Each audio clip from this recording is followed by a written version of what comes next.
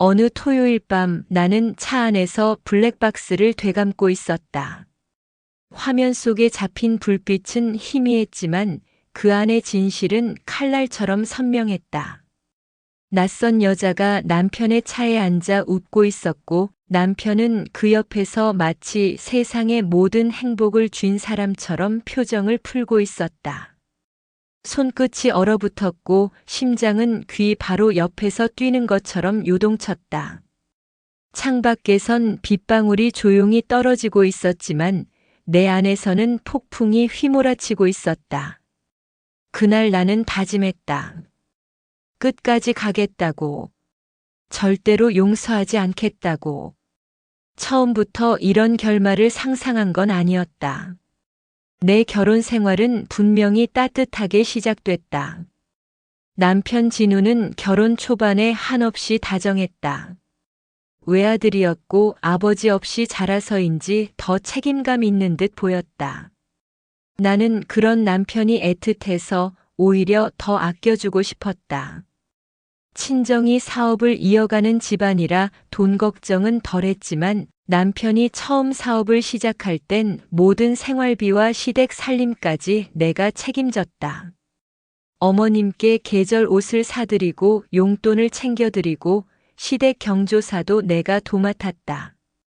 진우는 돈만 빼고는 참 좋은 남편이었고 나는 그것만으로도 충분하다고 믿었다. 그래서였을까? 남편이 술자리가 늘고 출장이 잦아져도 나는 의심조차 하지 않았다. 사업가라면 당연히 바쁘겠지. 아버지도 늘 그렇게 살아왔으니까. 나는 남편의 빈자리를 이해했고 그 이해가 결국 내 무너짐으로 이어질 줄은 꿈에도 몰랐다. 모든 건 주말 아침 남편이 갑자기 배드민턴을 시작하겠다고 말했을 때부터였다. 운동을 좋아하던 사람이니 그 자체로는 이상할 게 없었다. 하지만 이상하게도 남편은 배드민턴이라는 단어를 마치 주문처럼 반복했다. 점심에도 저녁에도 주말에도. 귀가 시간이 점점 늦어졌다. 처음에는 그냥 건강을 챙기는가 싶었지만 내 마음은 점점 싸늘해졌다. 결정적인 순간은 어느 날이었다. 회사 근처를 지나던 중 나는 남편에게 전화를 걸었다. 남편은 당연하다는 듯 회사 뒤 코트에서 배드민턴 치고 있다고 말했다. 그 말만으로도 안심해야 했는데 내 발걸음은 이상하게도 멈추지 않았다. 그리고 나는 그곳으로 향했다. 하지만 회사 건물은 불이 꺼진 채 잠겨 있었고 뒤편 공원 코트장 역시 텅 비어 있었다. 그 순간 가슴 깊은 곳에서 싸늘한 기운이 올라왔다. 남편의 말이 거짓이라는 걸 뼈저리게 느낀 순간이었다. 그날 밤 나는 침대에 누워 남편을 오래 바라보았다. 개운하다며 웃는 얼굴은 낯설었다. 땀에 젖은 티셔츠를 입고 운동했더니 시원하다는 그의 목소리가 가식처럼 들렸다. 마음속에서 무언가 툭 하고 끊어졌다. 그리고 그날 이후 나는 아내가 아니라 탐정이 되었다. 퇴근 후에는 남편의 차를 따라다녔다.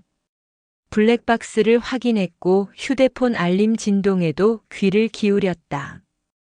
메신저에서 말끝에 붙던 하트가 어느 날부터 사라졌는지 사진을 캡처해 달력에 표시했다. 작은 것 하나하나가 내 편이 되었다. 하지만 그 과정은 지옥이었다. 밥은 목으로 넘어가지 않았고 체중은 빠르게 줄었다.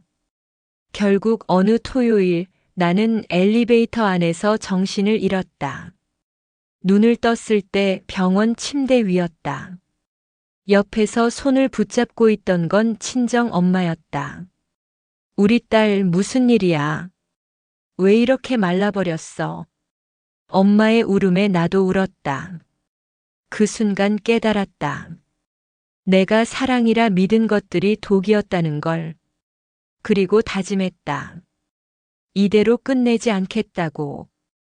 절대 용서하지 않겠다고. 며칠 뒤 남편은 지방 출장을 다녀왔다며 집에 들어왔다. 피곤하다며 누운 이불 속에서 또 휴대폰을 움켜쥐고 있었다. 불빛에 비친 얼굴은 내가 아닌 다른 사람과의 대화에 활짝 열려 있었다. 나는 이제 확신했다.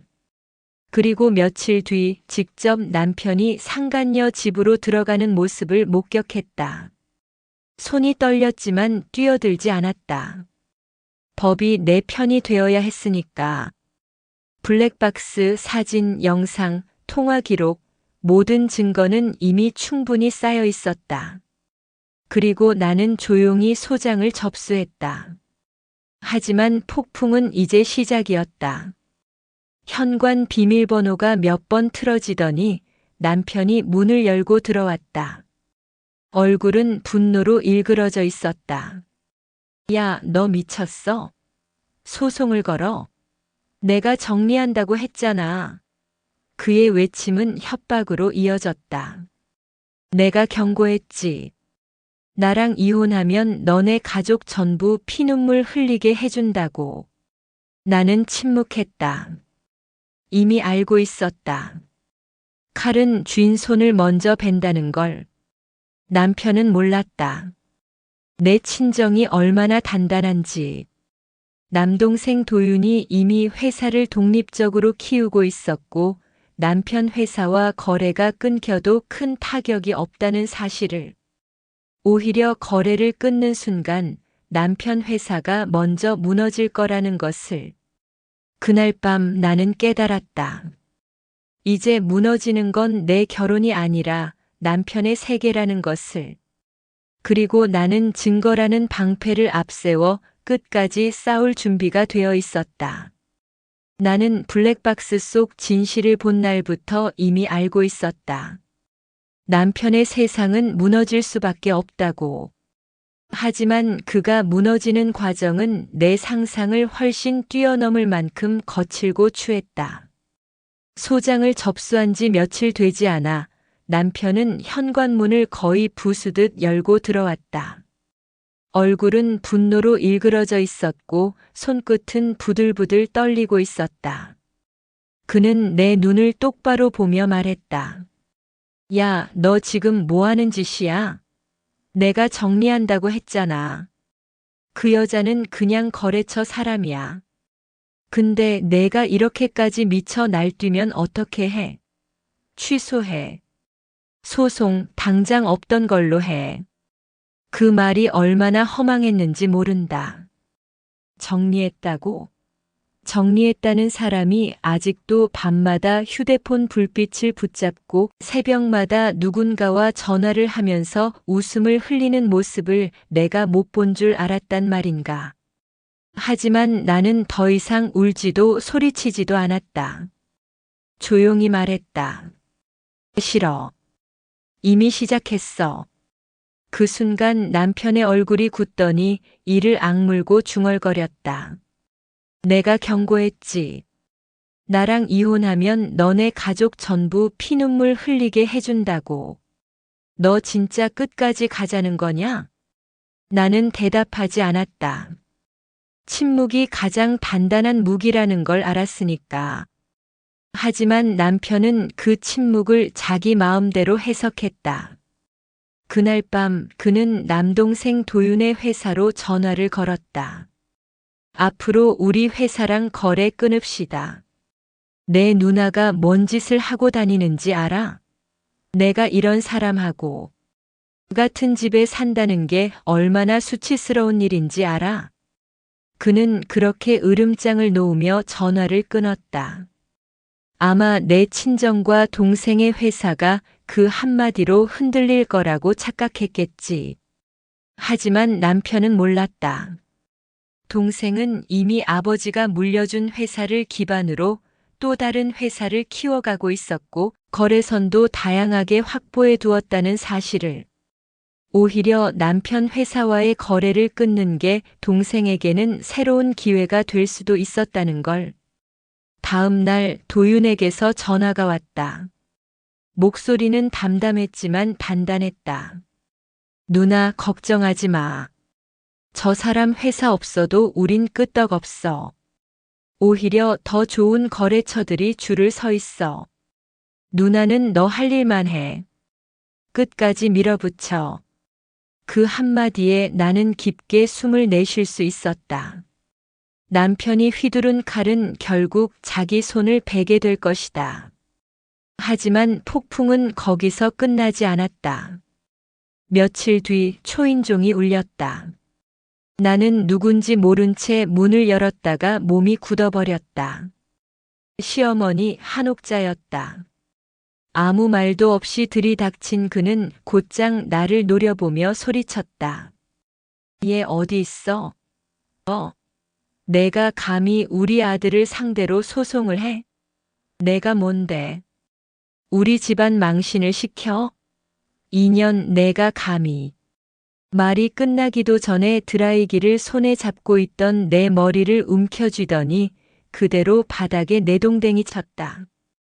드라이기는 철썩 소리를 내며 깨져버렸고 순간 불꽃이 튀었다. 나는 비명을 지르며 뒤로 물러섰지만 시어머니는 나를 놓아주지 않았다. 머리채를 잡아당기며 거실로 질질 끌고 나갔다. 내가 우리 아들한테 불행을 가져왔어. 내가 잘했으면 우리 아들이 다른 여자한테 눈길이나 줬겠어? 너 같은 게 아내라고 퍼져 있으니 당연히 그런 거지. 그 말이 너무 기가 막혀 눈물이 나기도 전에 나는 반사적으로 손을 뻗었다. 잡히는 건 오직 시어머니의 머리카락뿐이었다. 나도 똑같이 머리채를 잡았다. 하지만 그건 반격이 아니라 단순히 버티기 위한 몸부림이었다. 어머님, 제발 그만하세요. 놓으세요. 지금 뭐 하는 겁니까? 그러나 시어머니는 더 크게 소리쳤다. 2년이 시어미한테 대들어? 내가 무슨 권리로 소송을 해? 내가 감히 우리 아들 앞길을 막아? 머리채가 당겨질 때마다 눈앞에 흰 불꽃이 번쩍였다. 바닥에 끌려가면서도 나는 천장을 스치며 지나가던 작은 카메라를 보았다. 우리 집 거실 구석에 달린 CCTV였다. 시어머니는 그것이 있는 줄 몰랐다. 나는 그 카메라가 모든 걸 기록하고 있다는 사실에 작은 위안을 느꼈다.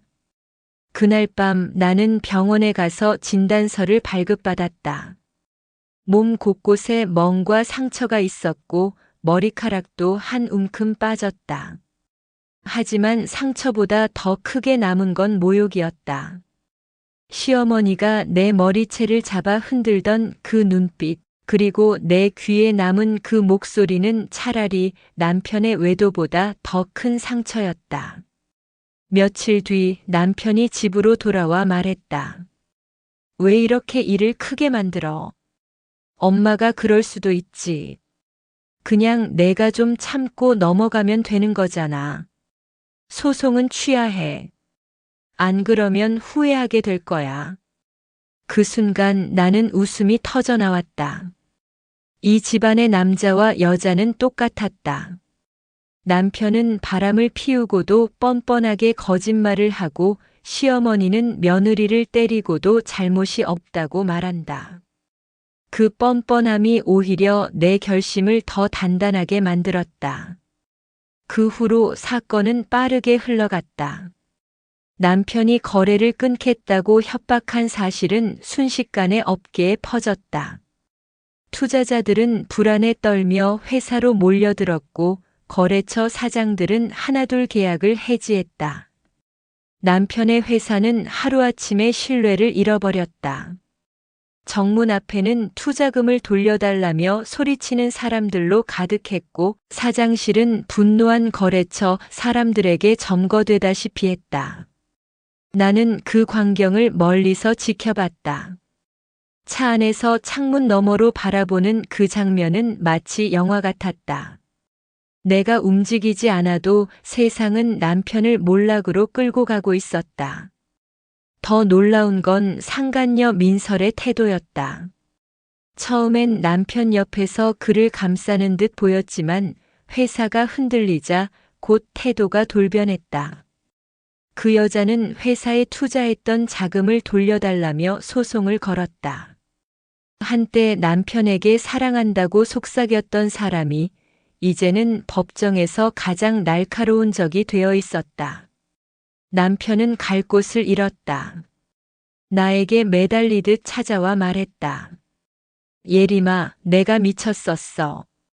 그 여자는 그냥 잠깐이었어. 나 이제 다 정리했어. 제발 한 번만 살려줘. 우리 다시 시작하자.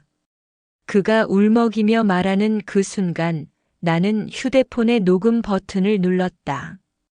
이 모든 말은 훗날 법정에서 또 하나의 증거가 될 것이었으니까. 한 번만 살려달라는 그의 목소리는 내게는 오히려 음악처럼 들렸다. 언젠가 반드시 필요할 선율이었기 때문이다.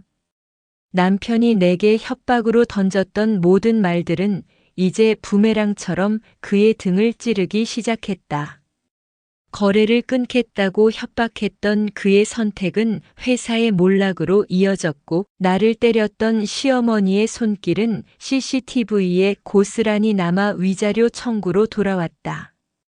그리고 사랑을 약속했던 상간녀는 결국 투자금 반환 소송으로 등을 돌렸다. 나는 깨달았다. 세상은 반드시 균형을 맞춘다는 것을. 악의는 언젠가 되돌아오고 거짓은 언젠가 드러나며 폭력은 언젠가 기록된다. 그리고 나는 아직 끝을 보지 않았다. 끝은 분명히 있다. 그리고 그 끝은 반드시 내 편에 있을 것이다. 남편 회사가 흔들린다는 소식은 내 귀에 굳이 전해 들리지 않아도 알 수 있었다.